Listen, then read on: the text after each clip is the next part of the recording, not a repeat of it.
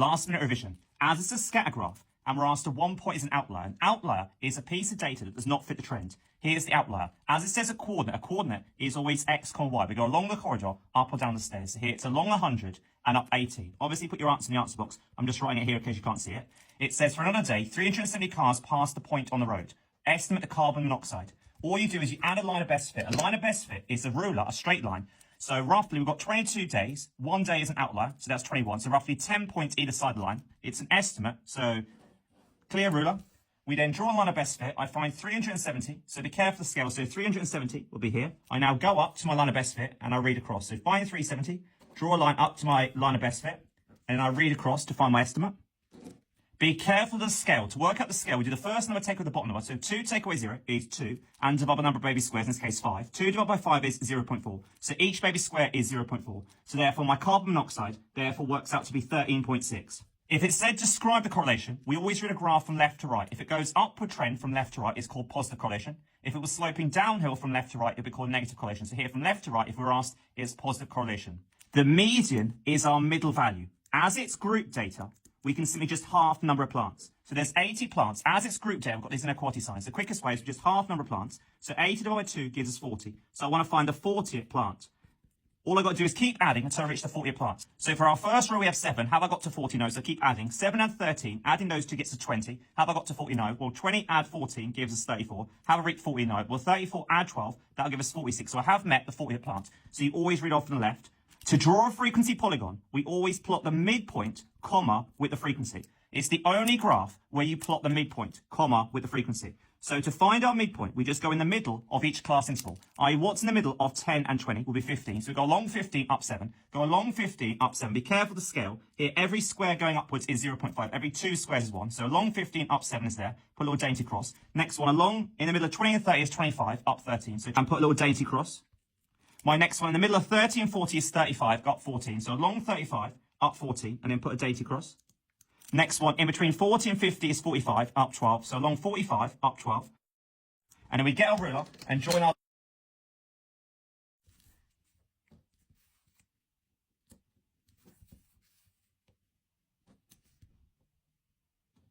You don't join the end and the start value together to make a shape. That's it done for 2 marks. We know anything to the power 0 is equal to 1. Simplify. On the top here, we have 8, and we've got in single brackets x minus 4. And the bottom, I've got x minus 4 in brackets squared. Well, that means x minus 4 multiplied by another x minus 4. So I can see I've got one lot of x minus 4 in common. So I can just go doink, doink, cancel. So my final answer is 8 over x minus 4. You may notice that straight away. You can divide top and bottom by one lot of x minus 4. On the top, it's going to cancel. Doink, it's gone. Just leaves with 8. On the bottom, cancel one lot of the power. So I'm just left with x minus 4. Here, 2 marks. We get our calculator. If you've got a number inside, you raise that number. It's the power outside. So in our calculator, we just type 3 cubed, and that gives us 27. So you've got a number inside a bracket. You raise that to the power. That gives you 27. Then each letter separately. If you've got a power raised to power in brackets, we keep the base the same, and we multiply the powers. So 4 times 3, that gives us 12. Again, power raised to power. Keep the base the same, in this case, w. 2 times 3 gives us 6. And that gets us 2 marks. Jack is in a restaurant. There are 5 starters, 8 mains, and some desserts. Jack is going to choose 1 starter, 1 main, and 1 dessert. There are 240 ways he can choose his starter, main, and dessert. That's what he says. Can Jack be correct? Well, let's try it out. So there's 5 stars. You've got 5 different options. You always then multiply. There's 8 mains, so times that by 8. And then we multiply the desserts. We don't know the desserts, so we can call that D. And he reckons it's 240. So 5 times 8 is 40, times D is 40D equals 240. Opposite times by 40 is to divide both sides by 40. On left, 40 over 40 will cancel, give us D. And 240 divided by 40 into your calculator, 240 divided by 40 gives us 6. So as it came out to be an integer, a whole number, therefore it can be correct. Yes, there can be 6 desserts. Right, 37 centimeters cubed in millimeters cubed. So first of all, we know that 1 centimeter is 10 millimeters. You can look at a ruler. So if you're going from centimeters to millimeters, we just times by that conversion. We times by 10. But as we're going from centimeters cubed to millimeters cubed, we do 37. We multiply, in this case, by our conversion of 10. But as it's centimeters cubed to millimeters cubed, we multiply to the power of 3. Typing into our calculator, 37 times 10 to the power of 3, press equals, and that will give us 37,000. Use these graphs to solve simultaneous equations. Well, as they've drawn the 2 lines, our solution is where the 2 lines cross or intersect. So here my value for x, in this case, is negative 2. So x equals negative 2. Obviously put in the answer box. And then here, y equals 4. Make G the subject of the formula. So locating letter G, as I want to get G by itself, before I can get that G, I need to first of all get rid of the square root. The opposite of square root is the square. As I had t on the left, I'm now going to have t squared. On the right side, we're now going to have g plus 6 all over 2. We never like dividing. The opposite divide by 2. Therefore, it's to multiply the numerator, whatever's on the left-hand side, up by 2. So in this case, I'm going to have 2 capital T squared equals, in this case, just g plus 6. As I'm going to get g by itself, the opposite add 6. We can move it across to this side. Opposite add 6, we subtract 6 on both sides. 6 take away 6 will cancel, leave us with g. And on the other side, I've got 2 capital T squared minus 6. To solve a quadratic, always ensure my quadratic is equal to 0. If it's not, start by rearranging. As it's a rate equal to 0, I've got a quadratic in terms of x. Therefore, it's going to factorize into what we call double brackets. As it starts x squared, each bracket starts with a single letter of x. I want to find two numbers that multiply together to give us our number term. And the same two numbers must still add to give us a number in front of the single letter. The only way to get a negative when multiplying is to have one positive and one negative. Factors at 18 are 1 and 18, because 1 times 18 is 18, 2 times 9 is 18, and 3 times 6. Only one pair will work. In this case, it's the 2 and 9. As you need to add to be negative 7, therefore it has to be plus 2 and negative 9. So far, you factorised it. As you're solving, we now do the opposite signs to the brackets. So the opposite of plus 2, first solution, therefore, is negative 2. And where the solution, the opposite of minus 9, is positive 9.